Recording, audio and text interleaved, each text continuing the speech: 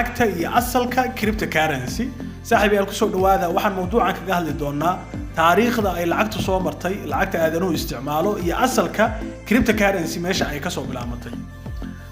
lacagtu waa mid ka mid ah abuurkii ugu weynaa ee aadanuhu sameeyay si uu u fududeeyo ganacsiga ka hor inta aan lacag jirin dadku waxay isticmaali jireen nidaam isweydaarsi ah oo la yiraahdo barter system ama nidaam alaab la isku bedelanayo taasoo ah qof ayaa keeni jiray badeecad ka kalena waxa uu siin jiray wax kale oo qiimo leh tusaale ahaan qof ayaa biyeysiin jiray mid kale si uu u helo cunto ama xoolo nidaamkaasi wuu shaqayn jiray balse wuxuu lahaa dhibaatooyin sida mararka qaar inaad weydo qof badeecada aad rabto doonayo oo adna aad ka hesho tii aad doonaysay markaas ayay dadkii hore bilaabeen inay isticmaalaan dahabka qalin iyo qadaadiicda si ay u sahlanaato in wax la kala iibsado dahabku waxa uu noqday calaamad lagu kalsoon yahay sababtoo ah wuxuu lahaa adkaysi qiimana waa lahaa laakiin markii uu waqti socday waxa la ogaaday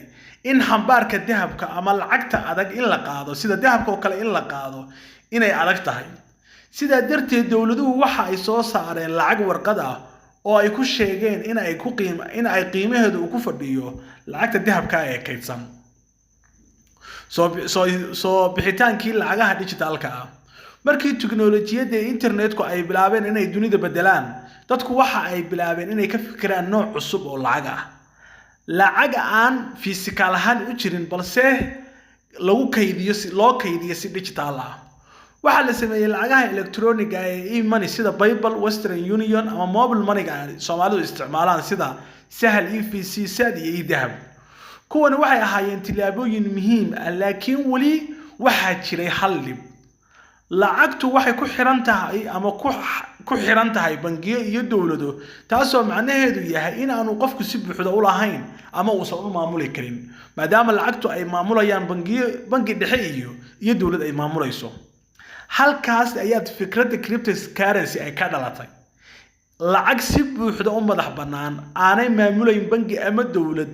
balse ku shaqaynaysa tiknoolajiyad blockchain ah oo lagu kalsoonaan karo marka cryptocurrency waa lacag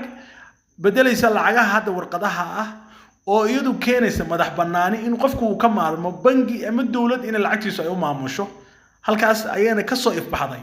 lacagta cryptocurrency waxaan arki doonaa markaa